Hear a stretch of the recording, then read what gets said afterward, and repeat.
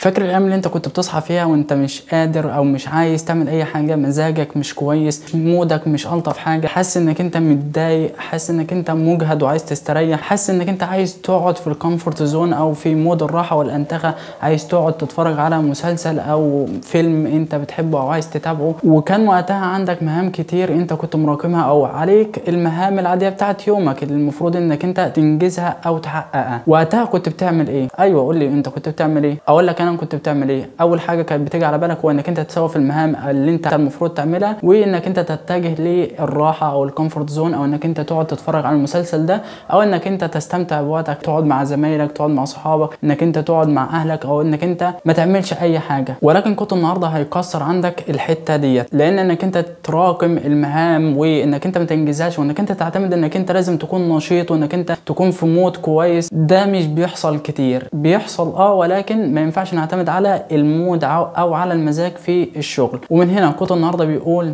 اقوى سبيل لتشكيل حياتنا هو ان نحمل انفسنا على العمل. الكود تاني بيقول اقوى سبيل لتشكيل حياتنا هو ان نحمل انفسنا على العمل او على القيام بالعمل. الكود ده من كتاب ايقظ قواك الخفيه، كتاب جامد جدا لازم تقراه. نرجع لموضوع حلقتنا. المعلومه او الحاجه اللي انت لازم تكون عارفها هو ان الالم الناتج عن العمل هو اخف وطأة كتير من الم الندم على انك انت ما عملتش الحاجه ديت او ما انجزتش المهمه اللي المفروض تنجزها. واللي هياكد لك المعلومه ديت يا صديقي العزيز الكتاب الجامد جدا جدا جدا المخ السعيد، كتاب لي ديم برنت، كتاب جامد جدا الصراحه. النقط من النقط اللي كان بيتكلم عنها هو تاثير او اثر العمل على حياتنا وعلى سعادتنا، وان العمل اصلا بيزود من السعاده بتاعتنا لان بنحس فيه بالانجاز وبالسيطره، ان احنا نقدر ننجز حاجه، وبنحس بيه بالكفاءه برضو. تقدر تقول ان الكتاب ده من ترشيحي ولازم تقراه الصراحه. لو انت حاسس انك انت بتكره الوظيفه اللي انت شغال فيها، الكتاب ده كفيل ان هو يخليك تحبها، بجانب الفوائد اللي احنا قلناها بتاعه المخ، وان المخ بيسعد لما بتشتغل، وكمان ان الشغل بيجيب لك الفلوس والامان، وان الانسان ما بيكونش عايز يحس بعدم الامان او قله الامان، والعمل هو اللي بيوفر لنا الامان ده، الامان المادي، الامان المالي، الامان الوظيفي، الامان من النفس. بكل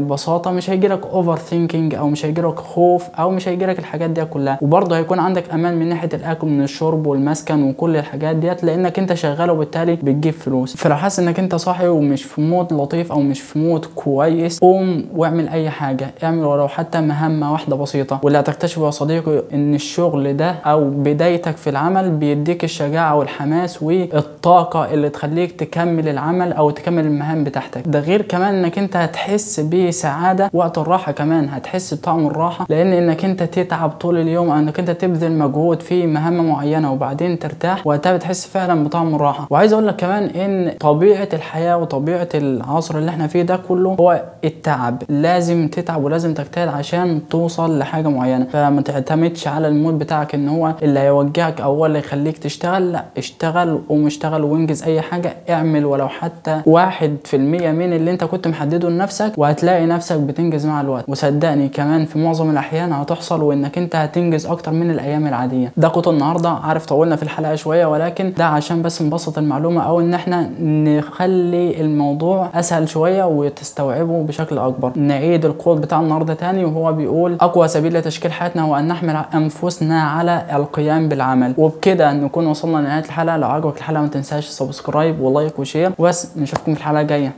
سلام.